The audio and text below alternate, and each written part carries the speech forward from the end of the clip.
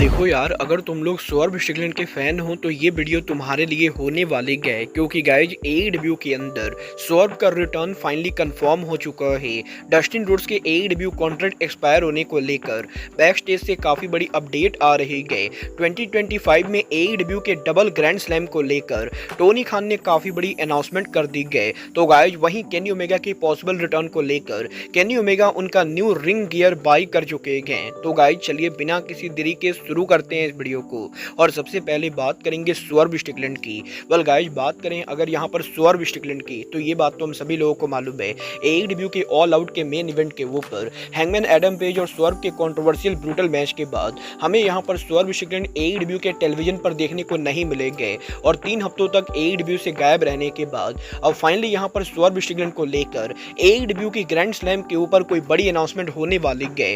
Guys, यहाँ पर AEW company ने ये ऑफिशियली अनाउंस कर दिया है कि ऑथर एस स्टेडियम में एईडब्ल्यू के ग्रैंड स्लैम के ऊपर सौरभ स्टिकलैंड के मैनेजर प्रिंस नाना अपीयर होने वाले गए और वो यहाँ पर सौरभ स्टिकलैंड के फ्यूचर को एड्रेस करेंगे। और गाइस, यहाँ पर फिलहाल एईडब्ल्यू कंपनी ये एडवर्टाइज कर रही है कि एईडब्ल्यू के ग्रैंड स्लैम के ऊपर प्रिंस नाना के द्वारा सौरभ के फ्यूचर को लेकर कोई अनाउंसमेंट होगी। बट गाइस, यहीं अब एईडब्ल्यू के प्रिंस नाना के रिटर्न को एडवर्टाइज करने के बाद डब्ल्यूओएन की तरफ से सौरभ के रिटर्न को लेकर काफी बड़ी अपडेट आ रही है। गाइस, यहाँ पर डब्ल्यूओएन ने इस चीज को कंफर्म किया है कि सौरभ के ऑल आउट पर हार जाने के बाद सौरभ यहां पर करीबन 1 महीने का ब्रेक लेने वाले थे और वो एईडब्ल्यू कंपनी के अंदर करीबन 6 हफ्तों तक काम नहीं करने वाले थे। बट अब यहां पर एईडब्ल्यू के प्लान चेंज हो चुके गए और ओरिजिनली यहां पर सौरभ जब रिटर्न करने वाले थे उसके मुकाबले सौरभ यहां पर एईडब्ल्यू पर जल्दी रिटर्न करने वाले गए। और डब्ल्यूओएन का ये भी कहना है कि सौरभ स्टिकलैंड के होम टाउन के ऊपर एईडब्ल्यू कंपनी उनका अपकमिंग रसल डायनेस्टी पे पर व्यू करने वाली गए। पॉसिबली उस शो के ऊपर सौरभ यहां पर हमें रसल करते हुए दिखाई देंगे। और गाइज, अब जबकि डब्ल्यूओएन ये दावा कर रही है कि सौरभ यहां पर रसल ड्रीम पर रसल करने वाले गए, तो गाइज हो सकता है एईडब्ल्यू के 5 ईयर एनिवर्सरी डायनामाइट शो के ऊपर या फिर एईडब्ल्यू के ग्रैंड स्लैम के ऊपर ही हमें यहां पर फॉर्मर वर्ल्ड चैंपियन सौरभ का रिटर्न देखने को मिले। वेल, देखना काफी दिलचस्प होने वाला है कि अगर यहां पर सौरभ एईडब्ल्यू के रसल ड्रीम पर परफॉर्म करते गए तो वो यहां पर एग्जैक्टली किसको फेस करते गए।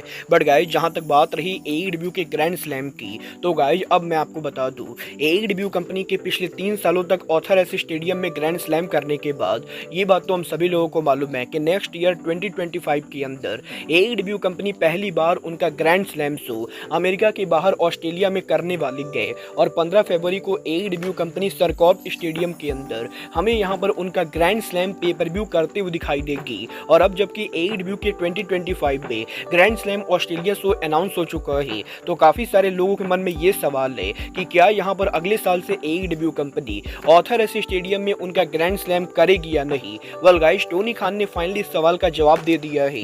गाइस, यहाँ पर टोनी खान के लेटेस्ट इंटरव्यू के ऊपर जब टोनी खान से ये पूछा गया कि नेक्स्ट ईयर एईडब्ल्यू के ऑस्ट्रेलिया में ग्रैंड स्लैम के बाद क्या ऑथर एस स्टेडियम के अंदर एईडब्ल्यू का कोई शो होगा या नहीं, तो गाइस टोनी खान कंफर्म करके ये बोलते गए कि नेक्स्ट ईयर एईडब्ल्यू कंपनी एक नहीं बल्कि 2 ग्रैंड स्लैम शो करेगी, जिनमें पहला ग्रैंड स्लैम एईडब्ल्यू 15 फरवरी को ऑस्ट्रेलिया में करेगी जो एईडब्ल्यू कंपनी का पेपर व्यू शो होगा। बट दूसरा ग्रैंड स्लैम एईडब्ल्यू कंपनी हमेशा की तरह ऑथर एस स्टेडियम के अंदर करेगी। और बेसिकली नेक्स्ट ईयर ऑस्ट्रेलिया में जो ग्रैंड स्लैम पेपर व्यू होने वाला है उसके बाद यहाँ पर AEW company author S stadium के अंदर भी उनका डायनामाइट ग्रैंड स्लैम करेगी। और बेसिकली नेक्स्ट ईयर के ऊपर हमें यहाँ पर एईडब्ल्यू की तरफ से 2 ग्रैंड स्लैम देखने को मिलेंगे। और मुझे यहाँ पर नहीं लगता है कि ईयर बाय ईयर एईडब्ल्यू के लगातार ऑथर एस स्टेडियम में टिकट सेल डाउन जाने के बाद एईडब्ल्यू को कुछ टाइम के लिए ऑथर एस स्टेडियम में ग्रैंड स्लैम रन करना चाहिए। गाइस, क्योंकि हमेशा टोनी खान ट्रेडिशन बिल्ड करने की बातें करते गए, तो गाइस इसीलिए टिकट सेल डाउन जाने के बाद भी टोनी खान नेक्स्ट ईयर भी ऑथर एस स्टेडियम के अंदर हमें यहाँ पर ग्रैंड स्लैम करते हुए दिखाई देंगे। वेल गाइस, ये तो बात है एईडब्ल्यू के ग्रैंड स्लैम की। बट गाइस, चलिए फिलहाल आगे बढ़ते और बात करते हैं लूचा लिब्रे सुपरस्टार एलिजो डेल वैकिंगो की। गाइस, यहाँ पर ये बात तो हम सभी लोगों को मालूम है, आज के टाइम पर वैकिंगो लूचा लिब्रे के one of the biggest superstar है। और पिछले 8 महीनों से वैकिंगो इंजरी की वजह से रेसलिंग बिजनेस से बाहर चल रहे थे। बट 8 महीनों तक रेसलिंग से बाहर रहने के बाद अब इस हफ्ते फाइनली वैकिंगो उनका रिटर्न करने वाले गए। और इस हफ्ते यूएसए में एक इंडी रेसलिंग शो के ऊपर 8 महीनों के बाद वैकिंगो उनका पहला मैच रेसल करेंगे। और गाइस, डब्ल्यूओएन का ये कहना है कि इस चीज के काफी तगड़े चांसेस है कि एलिजो डेल वैकिंगो यहाँ पर जल्द एईडब्ल्यू के शो के ऊपर भी रिटर्न करे। वाला अब ये तो आने वाला टाइम बताएगा कि एलेजो डेल वैकिंगो के लूचा लिब्रे ट्रिपल ए में न्यू कॉन्ट्रैक्ट साइन करने के बाद कोनन यहाँ पर वैकिंगो को एईडब्ल्यू के टेलीविजन पर काम करने के लिए अलाउ करते हैं या नहीं।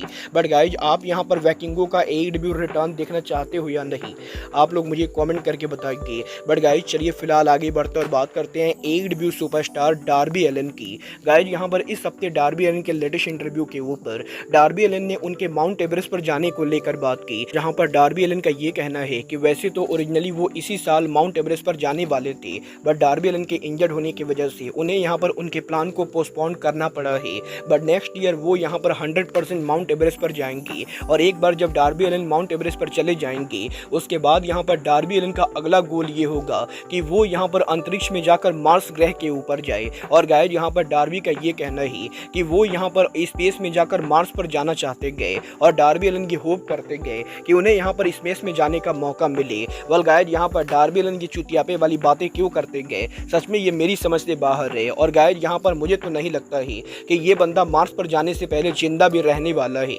बट गाइस चलिए फिलहाल आगे बढ़ते हैं और बात करते हैं the one and only Kenny Omega की। गाइस यहाँ पर ये बात तो मैं आपको ऑलरेडी बता चुका हूँ। केनी ओमेगा करंटली यहाँ पर जापान के अंदर है, जहाँ पर वो उनके रिटर्न के लिए ट्रेनिंग कर रहे गए। और यहीं केनी ओमेगा के जापान से काफ़ी सारे पिक्चर को सोशल मीडिया पर पोस्ट करने के बाद इस हफ्ते एक रेसलिंग फैन ने केनी ओमेगा से ट्वीट करके ये पूछा कि केनी ओमेगा एग्जैक्टली जापान के अंदर क्या कर रहे गए और क्या यहाँ पर केनी ओमेगा सिर्फ जापान घूमने गए हैं। तो गाइस यहाँ पर केनी ओमेगा जवाब देकर ये कहते गए कि केनी ओमेगा डेफिनेटली यहाँ पर जापान के अंदर घूम रहे गए, बट केनी ओमेगा के जापान आने का एक और बड़ा रीजन केनी ओमेगा का उनका रेसलिंग का न्यू गियर को बाई करना है। और गाइस यहाँ पर केनी ओमेगा क्योंकि लंबे टाइम तक जापान के अंदर रेसल कर चुके गए और गाइस केनी ओमेगा का जो गियर बनता है वो यहाँ पर अभी केनी ओमेगा जापान से बनवाते गए, तो इसीलिए केनी ओमेगा के पोटेंशियल रिटर्न के लिए केनी ओमेगा जापान के अंदर उनके न्यू गियर को बाई कर रहे गए। और ओमेगा ने उनके ट्वीट के अंदर ये कंफर्म किया है कि वो यहाँ पर जापान के अंदर उनके रिटर्न की तैयारियां कर रहे गए। वल देखना बहुत ही दिलचस्प होने वाला है कि गोट केनी ओमेगा उनका रिटर्न कब करते गए। बट गाइस चलिए फिलहाल आगे बढ़ते और बात करते हैं कोडी रोड्स के ब्रदर डस्टिन रोड्स की। गाइस यहाँ पर ये बात तो हम सभी लोगों को मालूम है, डस्टिन रोड्स एईडब्ल्यू के one of the original wrestler है और डस्टिन रोड्स ने ओरिजिनली एईडब्ल्यू कंपनी को उनके ब्रदर कोडी रोड्स की वजह से ज्वाइन किया था। बट गाइस 2 साल पहले कोडी के एईडब्ल्यू को लीव करने के बाद भी डस्टिन रोड्स अब भी एईडब्ल्यू के कॉन्ट्रैक्ट के अंदर है। बट अब यहाँ पर डस्टिन रोड्स का एईडब्ल्यू कॉन्ट्रैक्ट आने वाले कुछ ही दिनों के अंदर ओवर होने वाला है। और गाइस यहाँ पर फाइटफुल ने ये कंफर्म किया है कि पॉसिबली यहाँ पर सितंबर महीने के एंडिंग के ऊपर डस्टिन रोड्स का एईडब्ल्यू का ओरिजिनल कॉन्ट्रैक्ट एक्सपायर होगा और AEW company definitely Dustin Rhodes को न्यू कॉन्ट्रैक्ट ऑफर करने वाली गए। बट अगर यहाँ पर कोडी रोड्स का प्रेशर आता है तो डस्टिन पॉसिबली कोडी की वजह से एक बार फिर से उनकी कंपनी को चेंज कर सकते गए। बट गाइस डस्टिन रोड्स ने सोशल मीडिया पर ट्वीट करके खुद ये बोला है कि वो यहाँ पर इस चीज को लेकर काफी हैप्पी गए कि सालों तक डब्ल्यूडब्ल्यूई पर काम करने के बाद 2019 में उन्होंने उनके करियर में कुछ नया ट्राई किया और पिछले 5 साल डस्टिन रोड्स ने एईडब्ल्यू में जो काम किया है वो यहाँ पर पॉसिबली उनके पूरे रेसलिंग करियर का सबसे बढ़िया मोमेंट है। और जिस तरीके से डस्टिन रोड्स सोशल मीडिया पर बातें कर रहे गए उसे देखकर मुझे नहीं लगता है कि डस्टिन रोड्स एक बार फिर से कोडी रोड्स के चक्कर में डब्ल्यूडब्ल्यूई के ऊपर वापस जाएंगे। वेल आपको क्या लगता है, डब्ल्यूडब्ल्यूई को डस्टिन रोड्स को वापस लाना चाहिए या एईडब्ल्यू को डस्टिन रोड्स को रीसाइन करना चाहिए? आप लोग मुझे कमेंट करके बताएंगे। बट गाइज अब आज के इस वीडियो में बस इतना ही, मैं मिलता हूँ आपसे अपने अगले वीडियो में। बट गाइज तब तक के लिए goodbye, good night and bang.